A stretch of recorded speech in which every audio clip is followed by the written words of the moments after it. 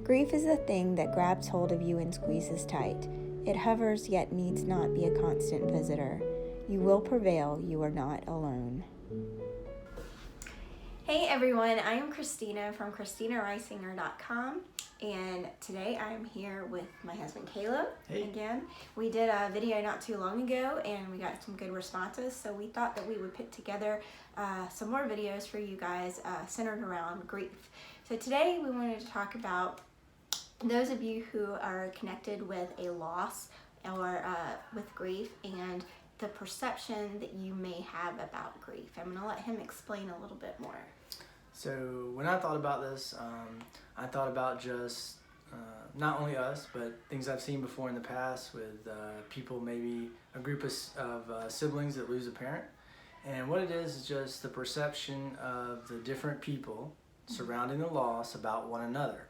In other words, hey, this person is grieving too much, or hey, that person doesn't care as much as I do. They don't appear to be affected by this loss. They're not grieving as much as I think they should, because clearly I'm super upset and this person doesn't appear to be. And we experienced this with the loss of Isabella, our daughter, amongst ourselves, I would say. Right.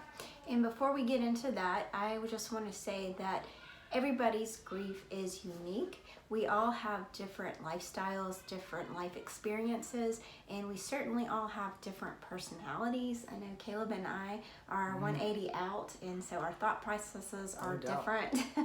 And the way that we just do things is different. So the thing to do here is not compare your grief if you can. Realize that everybody has a different perception.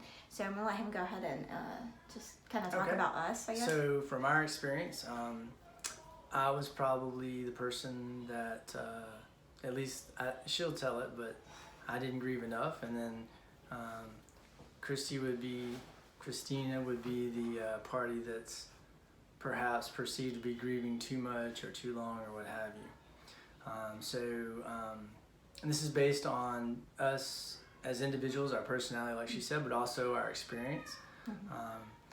I think I've had quite a bit more experience around people in my family and elsewhere in my travels that have passed away. And so I have a different perspective and life experience as far as folks passing away, and I'm kind of better at just accepting the fact that this is part of life, and when the person dies, and that so I'm not saying I'm not upset, but I don't dwell on it like perhaps other people do, like maybe Christy. I'll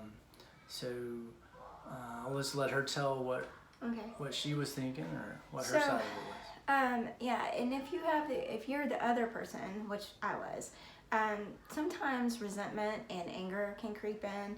So I was certainly angry with him for a while, like not to the point where it really super affected our marriage or the things that we, did or how we acted.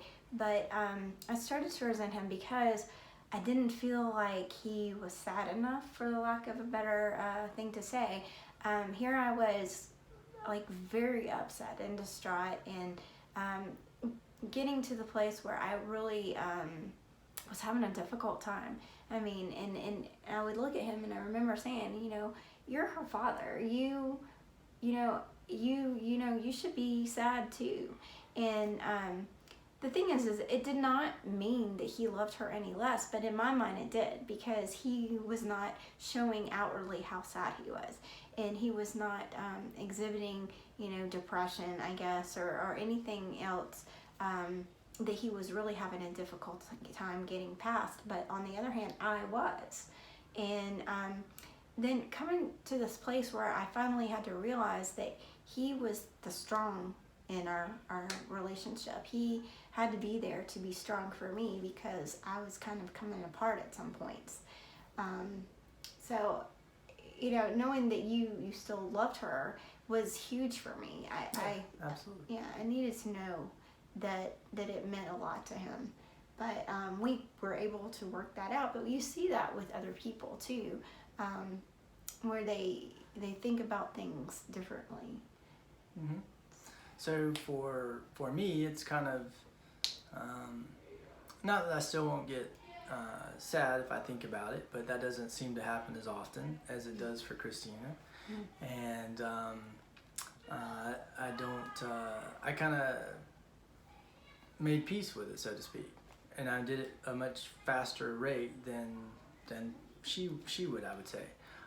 So for me, it was, there was a lot of what ifs for her. Right. We had these conversations where I would get frustrated because we've already talked about this multiple times, and she's still continuing to replay what had occurred and try to think of all the stuff that we should have done differently, or maybe if we'd done this or that, then Isabella would still be alive. And for me, I just don't see the point in that, and don't care to do that because it's not going to bring her back. So why should I start to think about this stuff? Because to me, it matters, doesn't matter at all. Yeah, I think for me too, like, that really took a long time for that to hit home. He kept telling me, hey, it doesn't matter how much we blame ourselves or we try to think about what we could have done to make it better, how we could have fought for her differently, because she's gone. She's not coming back. And, when he would first say stuff like that, I was so upset and I was so angry because it hurt. And then I started realizing, you know what, he's right. Why am I torturing myself? I loved my child and I would do it all over again. But the thing is that we go through all these pains, and we process things at a different rate. And that's another thing, is that people can perceive things a little bit differently in the rate of processing grief. We're not supposed to compare anything. I can't compare my feelings for her to his feelings, because we grieve and heal at different times. You can't expect somebody else to get over it. We don't want to hear get over it. We don't want to bother people either, because sometimes, I know for me, I felt like people wanted or expected me to get over it. But, that was just my perception of things. Other people never told me. He never told me I had to get over it. He did say... That would be incredibly stupid. Yeah. Well, he did say we can't bring her back. It doesn't matter how much you blame yourself or beat yourself up. We can't bring her back. And that was kind of maybe the turning point for me, where I realized, you know what, I just want to love her from here. So, you have anything else that you wanted to add to that?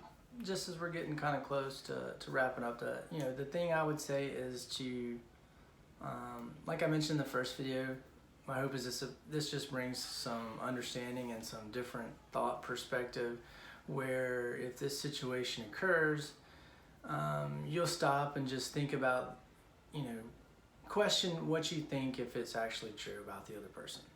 So you may be concerned the person's getting stuck in grief. You may be getting concerned that the person doesn't show the amount of emotion that you think they should have. But take a step back and don't think the worst. Right. And that's not the case. Right. And I teach that in my coaching, and it's in my book, Life After Losing a Loved One, where you need to, if you start thinking something, you have a thought that starts bringing you to a feeling, and then your feeling starts, putting you into action. The first thing you need to do is capture that thought. And like Caleb said, is it true? Is it true that he didn't care? No, that wasn't true for us. But my brain had made me think that, because I did not perceive him as grieving properly. And then you have to challenge it. So that's how I challenged it. And I said, no, he loved his daughter. And then I changed that thought. And changing that thought helped me be more comforted and heal faster, I think.